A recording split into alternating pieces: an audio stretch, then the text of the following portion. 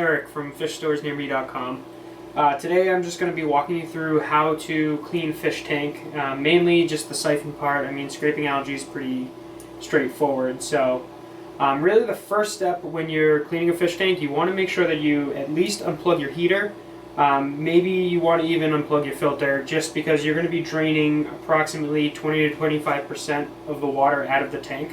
So as that water level drops, obviously the heater is going to be exposed and possibly the intake of the filter. So you may just want to unplug those just to make sure that nothing goes wrong. Alright, so before you start siphoning the tank, a couple supplies that you'll need. You'll need a gravel siphon, which looks like this. I always like to have just like a spare towel just in case there's any spills. You also need two buckets, one that's empty and one that has fresh, clean water in it. And then also you'll need a water conditioner, which you'll use to help take out the chlorine and any other harmful chemicals in the water that you're going to be replacing into the tank. Alright, so with the heater and the filter unplugged, the next step is to just take the top off the tank. If you're using a glass top, it just makes it easier, so that way you can just get in there with the siphon and not have to worry about bumping into anything.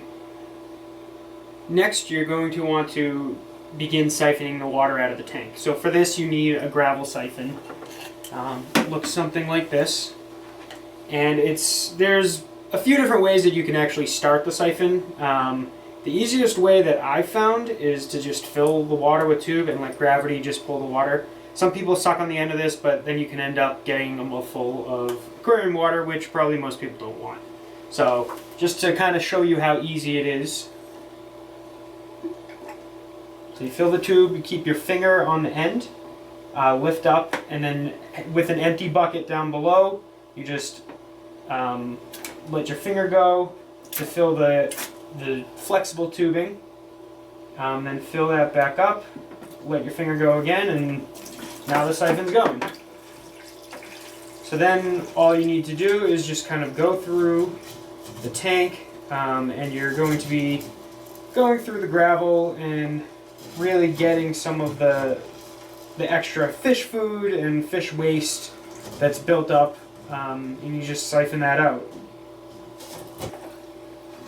Now if you notice that gravel starts to build up in here, it's not in this situation, but you can always just put your finger on the end of the tube and that will stop the siphon, and the gravel should just fall back down. It works well if stuff gets clogged in there, or if you, for some reason, a fish ends up swimming in there and you don't want to suck it into the siphon. Just put your finger on it and the gravel siphon will stop. Another trick is, if you can't get your finger on it fast enough, you could just pull it above where the siphon is and it will immediately stop the siphon. So right now, if I was to let go of my finger, water's not going to come out. See? So once you've brought down the water and taken out about 20 to 25% of the water, you can then just stop the siphon, and all you really need to do is just lift this out of the water, and then it will just drain into the bucket that you were using. Now, the next step would be to fill the tank. You want to make sure that the water that you use is within 1 to 2 degrees of the tank water, just so you don't shock any of your fish. And also, if you use tap water, you want to make sure you use water dechlorinator when you're doing these water changes.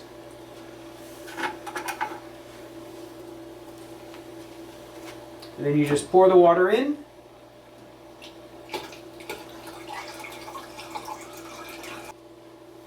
And if you have any spills along the edge, you just, with a clean towel, you can just kind of wipe that up, just so you don't have any water droplets on the glass.